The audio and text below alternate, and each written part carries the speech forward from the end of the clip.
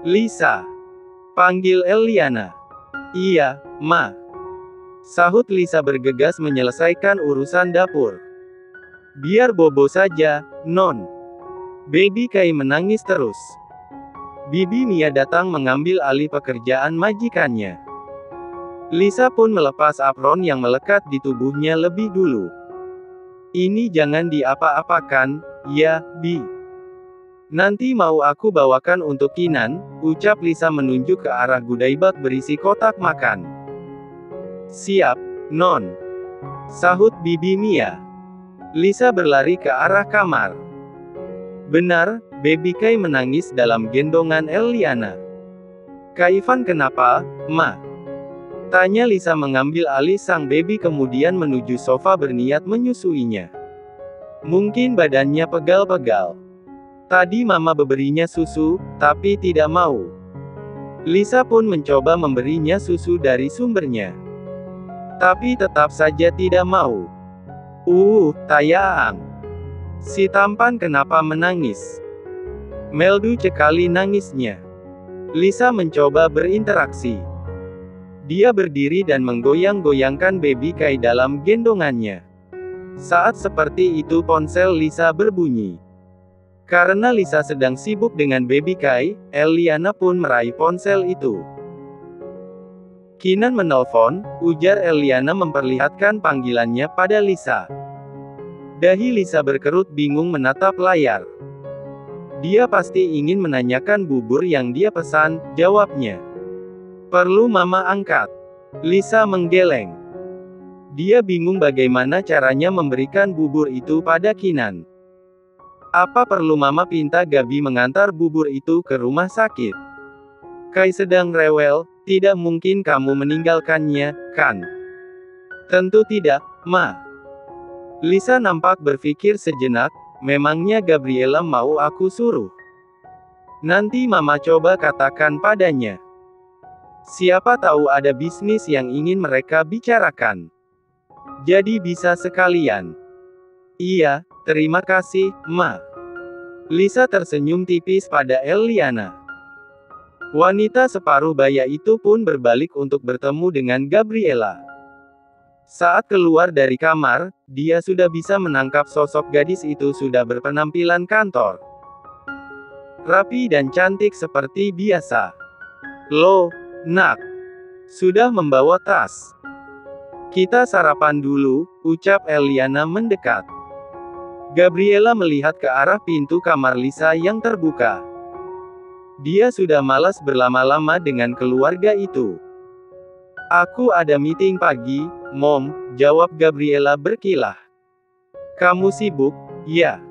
Tidak bisa ke rumah sakit sebentar. Dahi Gabriela pun berkerut. Rumah sakit? Untuk apa? Keponakanmu sedang rewel. Sedangkan Kinan dari kemarin meminta bubur buatan Lisa. Kalau kamu mau, bisa tolong antarkan bubur itu sekaligus kamu menjenguknya.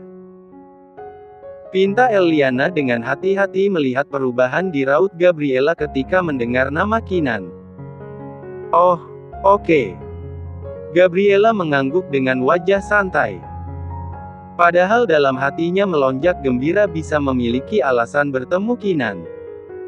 Eliana pun pergi ke dapur untuk mengambil goodie bag berisi bubur. Bi, ini bubur untuk Kinan, ya? Tanya Eliana memastikan. Iya, Nyah.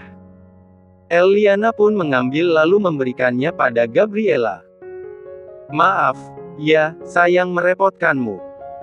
Gabriela mengedikkan bahunya. Tak masalah, jawabnya santai. Eliana pun seperti biasa mengecup lebih dulu puncak kepala Gabriela sebelum akhirnya gadis itu berpamitan pergi. Lisa jadi datang, Ken? Tanya Evelyn. Wanita separuh baya itu tengah duduk dengan Kinan di sofa ruang rawat inap. Kondisi Kinan sudah semakin baik, hanya saja lambungnya masih harus menjalani tes laboratorium lagi untuk memastikan semua baik-baik saja setelah kepulangan dari rumah sakit besok. Entah, Ma, jawab Kinan lemah memandang layar ponselnya. Bahkan dia berulang kali membuka aplikasi pesan singkat, belum juga ada balasan chat dari Lisa dari semalam. Hanya dibaca. Telepon. Sudah. Tapi lagi-lagi terabaikan. Apa ungkapan rindu dari Lisa semalam hanya untuk menyenangkannya semata? Karena setelahnya tidak ada tanggapan sama sekali, pikir Kinan memupuskan harapan mengenai cinta yang telah tumbuh. Oh, iya. Bagaimana hubungan Lisa dan mamanya? Tanya Evelyn penasaran. Entah, dia tidak cerita apapun. Hanya saja semalam mereka baru makan malam bersama.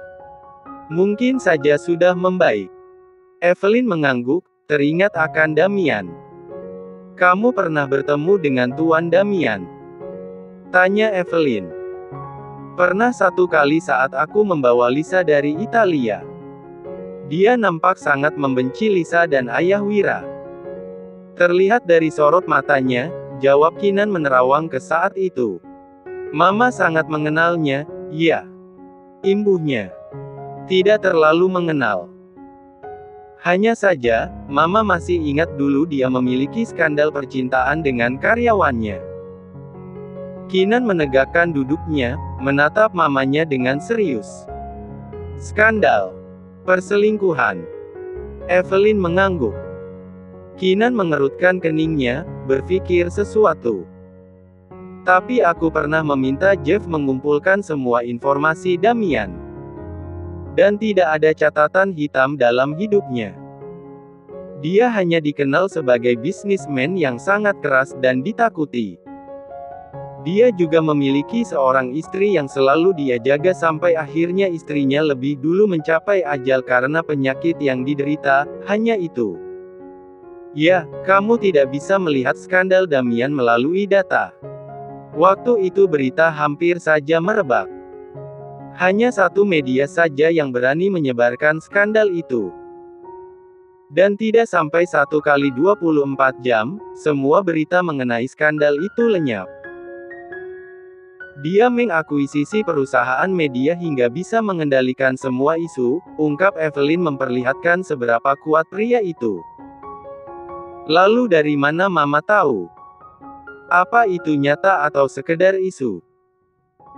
Jangan sampai Mama terkena berita gosip, ya. Lede Kinan semakin tertarik dengan cerita Damian. Mama tahu karena karyawan itu adalah sahabat Mama, dulu. Mata Kinan sedikit melebar. Sahabat Mama. Evelyn mengangguk membenarkan pendengaran Kinan. Dia memiliki skandal dengan wanita seumuran anaknya sendiri. Ucap Kinan meyakinkan asumsinya. Ho! Kinan membuang nafasnya kasar, ini gila. Evelyn tersenyum dan menepuk bahu anaknya. Tidak ada yang gila, Ken. Harta, tahta, wanita. Itu sudah menjadi hukum alam. Maka dari itu, jagalah mata dan hati kamu untuk keluarga. Jangan sampai kamu hanya mencintai kelebihan istri dan anakmu. Tapi cintai juga kekurangan mereka, ujar Evelyn memperingatkan. Entah berapapun umurmu, hasrat tidak pernah mengenal kata cukup, bahkan cinta pun tidak bisa mengalahkan sebuah hasrat. Tapi ini Evelyn menekan dada Kinan. Hingga pria itu menunduk untuk melihat. Yakini diri, bahwa kamu adalah pria. Pria sejati tidak akan pernah mengkhianati apa yang sudah dia miliki. Pria sejati tidak akan pernah berpaling. Pria sejati akan selalu bertanggung jawab atas semua ucapannya. Jangan sakiti Lisa lagi, Ken. Jaga dia baik-baik sebagaimana dia menjagamu dulu. Mempertahankanmu dulu.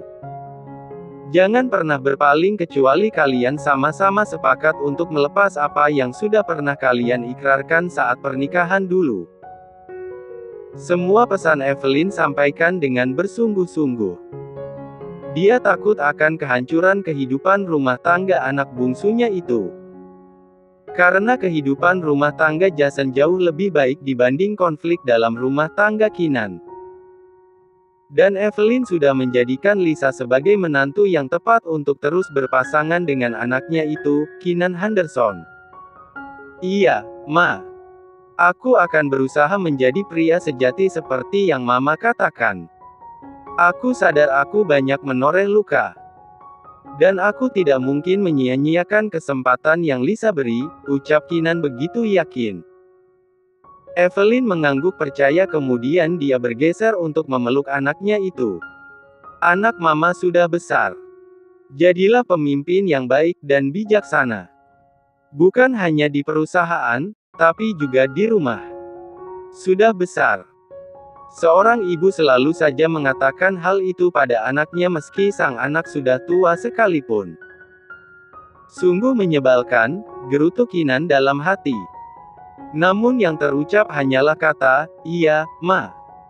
Saat sedang seperti itu, pintu ruangan berbunyi. Keenan pun melepas pelukan mereka berdua. "Itu pasti Lisa," ucap Keenan girang. "Ya, sudah. Lisa datang berarti Mama pulang, ya?" sahut Evelyn beranjak dari sofa. "Oke. Terima kasih, Ma. Sudah menemaniku." Evelyn menarik tasnya dari atas nakas dan menyipitkan matanya pada Keenan. "Ish, anak sakit, jelas ibunya pasti khawatir dan rela menemani." Keenan pun terkekeh. Dia menerima kecupan singkat di dahinya kemudian melepas mamanya yang sudah berjalan menuju pintu. Dia mengatur posisi duduknya sebelum Lisa masuk. "Lama sekali, sih." Gumam Keenan melihat ke arah pintu yang sudah Evelyn buka. Bukannya orang itu langsung masuk, tapi justru keduanya nampak mengobrol di depan sana. Dan Keenan hanya bisa melihat Evelyn tengah berbicara. Entah apa yang mereka berdua bicarakan. Evelyn pergi, baru setelahnya sosok yang Keenan tunggu pun masuk. Tapi, Keenan menyurutkan senyumnya saat mengetahui bukan Lisa Fang datang, melainkan Gabriela. Keenan mencoba menghubungi Lisa. Tapi justru kini nomornya tidak aktif. Ah! Kesalnya melempar ponselnya di sisi sofa. "Mommy hanya menitipkan ini. Katanya untukmu." "Aku tidak tahu siapa yang memasak," jawab Gabriela yang sudah duduk di sofa single ruang rawat inap VVIP. Keenan menghela nafas panjang, baru setelahnya dia menarik goodie bag ke depannya. "Maaf soal kemarin," ucap Keenan tanpa menatap. Gabriela cukup terkejut dengan permintaan maaf Keenan. Padahal dia sudah bersiap disemprot dan diusir seperti kemarin. "Aku sedang tidak mood kemarin," lanjut Keenan menggeser netranya pada Gabriela yang masih terdiam. "Maafkan, aku. Tidak seharusnya aku berlaku kasar pada wanita." Wajah Gabriela berubah menjadi cerah, dengan kedua sudut bibir sedikit tertarik ke atas. "Terlebih wanita itu adalah adik dari istri yang sangat aku cintai," imbu Keenan mengatakan begitu dalam, menunjukkan posisi Gabriela di matanya. Dek. Wajah cerah itu seketika menjadi mendung kembali. Namun dia tetap tersenyum getir. Tanpa berucap. Keenan tidak peduli respon Gabriela, dia meneruskan membuka wadah berisi bubur yang dibawa oleh Gabriela.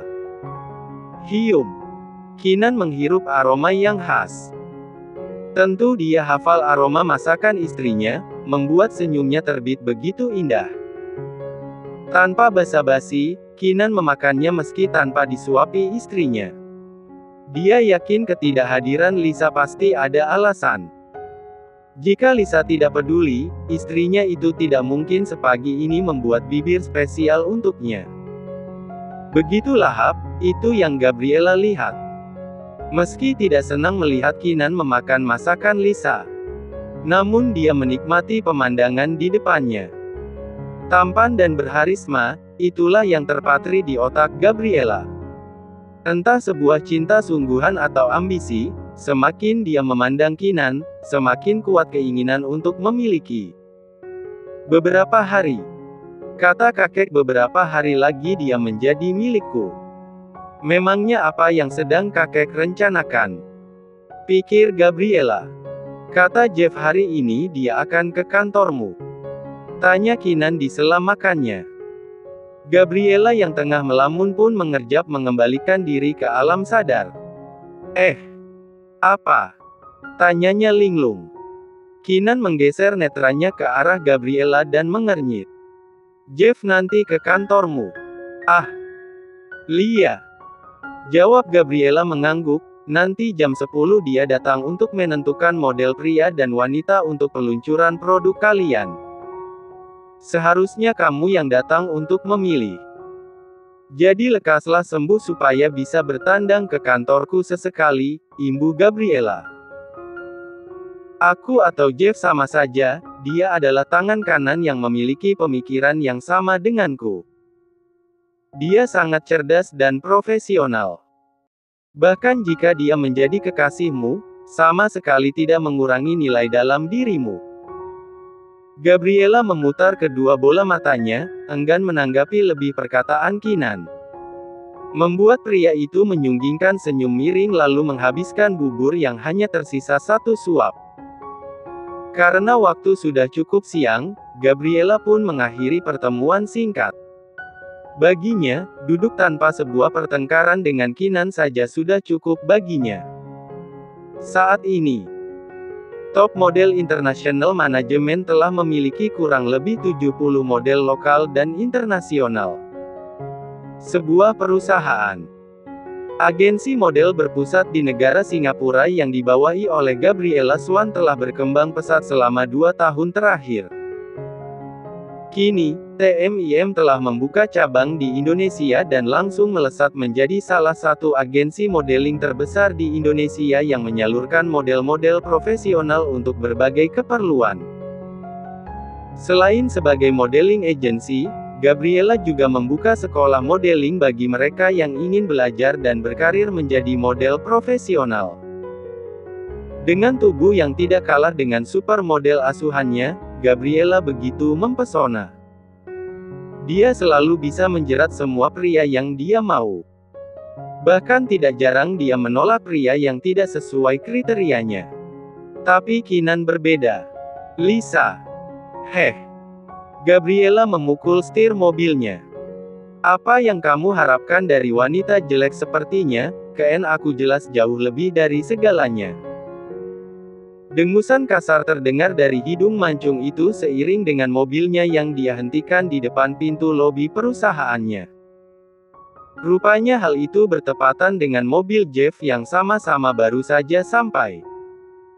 Hampir saja aku terlambat datang, ucap Gabriela dengan sedikit senyuman. Semenjak kejadian tempo lalu, wanita itu bersikap lunak pada Jeff. Jeff membungkuk samar sebagai tanda penghormatan lalu saling menjabat tangan. Anda yang menjadi pemilik perusahaan ini, tidak akan disalahkan jika terlambat datang, Nona, sahut Jeff dengan sopan. Gabriela lebih melebarkan senyumnya. Apa kamu selalu bersikap seperti itu pada semua orang? Alis Jeff mendadak menukik tajam. Tidak mengerti maksud kliennya itu. Ya, bersikap dan berbicara sangat sopan dan formal. Seperti ini, ucap Gabriela menunjuk Jeff dari atas sampai bawah. Ah, Jeff baru mengerti, Anda adalah klien Tuan Keenan, tentu saya harus bersikap hormat pada Anda, Nona. Gabriela mengerutkan bibirnya dan mengangguk, oke, aku pahami itu. Kalau begitu mari kita masuk. Aku rasa pekerjaanmu sangat banyak karena bosmu belum juga sembuh. Sama saja, Nona. Sakitnya Tuan, tidak mempengaruhi banyaknya pekerjaan saya. Gabriela pun masuk lebih dulu. Diikuti Jeff berjalan tepat di belakangnya. Seperti majikan dan bodyguardnya. Jeff berjalan seiring dengan langkah kaki Gabriela menuju ruang pemotretan. Aku rasa kamu akan cukup dibingungkan jika memilih sendiri, Jeff. Atau bahkan kamu ingin meminang salah satunya untuk menemani malam-malammu yang selalu sendiri itu, ucap Gabriela mencairkan suasana. Rupanya kedatangan Jeff mampu mengalihkan pikirannya yang sedari tadi beradu tentang Keenan, dan selalu Keenan. Sedikit membangkitkan mood wanita itu. Seorang wanita berpakaian formal membukakan pintu saat Gabriela mendekat. Membungkuk hormat membiarkan bos beserta kliennya masuk. Jeff dihadapkan oleh suasana pemotretan di dalam studio yang sedang berlangsung. Sangat lebar, hingga dia masih memiliki ruang untuk duduk dan membicarakan model yang diinginkan. Duduk di sini, Jeff, titah Gabriela menunjuk ke kursi kosong di sebelahnya. Ada meja dengan komputer besar, serta tumpukan foto di pinggirnya. Jeff pun duduk di tempat yang Gabriela tunjuk. Nona memiliki perusahaan ini atas jerih payah sendiri. Tanya Jeff menunggu Gabriela yang tengah mempersiapkan beberapa foto untuk ditunjukkan kepadanya. Tidak sepenuhnya, Jeff. Aku tidak sehebat itu. Tentu peran Mommy sangat besar di sini. Atau bisa dikatakan, dia yang membangun. Jawaban Gabriela membuat alis Jeff berkerut. Wanita itu pun bisa menangkap maksud kebingungan Jeff. Perusahaan ini atas namaku, tapi Mommy yang membangun. Aku hanya tinggal membereskan sisa-sisanya lalu menjalankan sampai sekarang, ungkap Gabriela. Perusahaan ini terlepas dari Swan Group jadi saya kira. Bukan hanya kamu saja yang bertanya-tanya. Aku pun tidak mengerti kenapa Mommy memisah perusahaan agensi ini dari perusahaan besar miliknya. Membuat aku terlihat berdiri sendiri, padahal peran Mommy sangat besar di balik layar. Jeff hanya bisa mengangguk mengerti. Walau secara logika nampak tidak masuk di akal. Seakan perusahaan ini dibangun sebagai modal jika terjadi sesuatu yang berkaitan dengan Swan Group. Saat seperti itu seorang karyawan wanita menyela. Nona Gabriela, kita ada masalah serius. Gabriela mengabaikan foto yang sedang dia pegang, beralih memandang serius pegawai yang ingin melaporkan sesuatu. Model yang akan kita gunakan dalam acara fashion show besok, mendadak terkena skandal oleh artis papan atas. Bukankah itu tidak baik untuk acara besok jika kita masih menggunakannya?